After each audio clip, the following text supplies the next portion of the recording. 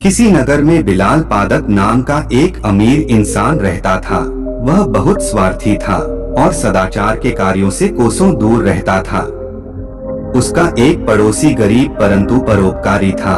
एक बार पड़ोसी ने भगवान बुद्ध और उनके शिष्यों को अपने घर पर भोजन के लिए आमंत्रित किया। पड़ोसी ने यह भी विचार किया कि इस महान अवसर पर अधिक से अधिक लोगों को भोजन के लिए बुलाना चाहिए। ऐसे संकल्प के साथ पड़ोसी ने बड़े भोज की तैयारी करने के लिए नगर के सभी व्यक्तियों से दान की अपेक्षा की। उन्हें अपने यहाँ भोज के लिए भी आमंत्रित किया। पड़ोसी ने बिलाल पादक को भी न्योता दिया। भोज के 1-2 दिन पहले पड़ोसी ने चारों ओर घूम घूम कर धन एकत्रित किया। जिसकी जैसी सामर्थ्य थी उसने उतना दान दिया। जब बिलाल पादक ने पड़ोसी को घर घर जाकर दान की याचना करते देखा तो मन ही मन सोचा, इस आदमी से खुद का पेट पालते तो बनता, नहीं फिर भी इतनी बड़ी भिक्षु संघ और नगर के सभी लोगों को भोजन के लिए आमंत्रित कर लिया है। अब इसे घर घर जाकर दीक्षा मांगनी पड़ रही है। यह मेरे घर भी याचना करने आता ही होगा। जब पड़ोसी बिलाल पादक के द्वार पर दान मांगने के लिए आया तो बिलाल पादक ने उसे थोड़ा सा नमक, शहद और घी रेडिया। पड़ोसी ने प्रसन्नता पूर्वक बिलाल पादक से दान ग्रहण कर लिया, परंतु उसे अन्य व्यक्तियों के दान भी नहीं मिलाया बल्कि अलग से रख दिया।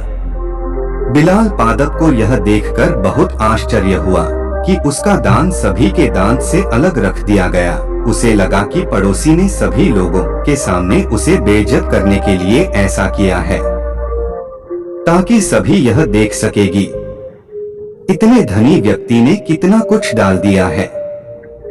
बिलाल पादक ने अपने नौकर को पड़ोसी के घर जाकर इस बात का पता लगाने के लिए कहा। नौकर ने लौटकर बिलाल पादक को बताया कि पड़ोसी ने फिलहाल पादक की डांट सामग्री को थोड़ा सा लेकर चावल, सब्जी और खीर आदि में मिला दिया है। यह जानकर भी बिलाल पादक के मन से जिज्ञासा नहीं गई और उसे अभी भी पड़ोसी की नीयत पर संदेह था। भोज के दिन प्रातः अपने वस्त्रों के भीतर एक कतार छुपा कर ले गया ताकि पड़ोसी द्वारा लज्जित किए जाने पर वह उसे मार डाले। पर वहां जाने पर उसने पड़ोसी को भगवान बुद्ध से यह कहते हुए सुना, भगवान, इस भोज के लिए जो भी धन का संग्रह किया गया है वह मैंने नगर के सभी निवासियों से दान में प्राप्त किया है। कम हो या अधिक सभी ने पूर्ण श्रद्धा और उदारता से दान दिया, अतः सभी के दान का मूल्य समान है। पड़ोसी के ये शब्द सुनकर बिलाल पादक को डोट अपने विचारों की तुच्छता का बोध हुआ और उसने अपनी गलतियों के लिए सभी के समक्ष पड़ोसी से क्षमा मांगी। बिलाल पादक के पश्चात आपके शब्दों को सुनकर बुद्ध ने वहां उपस्थित समस्त व्यक्तियों से कहा, तुम्हारे द्वारा किया गया शुभ कर्म भले ही कितना ही छोटा हो पर उसे तुच्छ मत जाना। छोटे छोटे शुभ कर्म एकत्र होकर ही भविष्य में विशाल रूप धारण कर लेते हैं।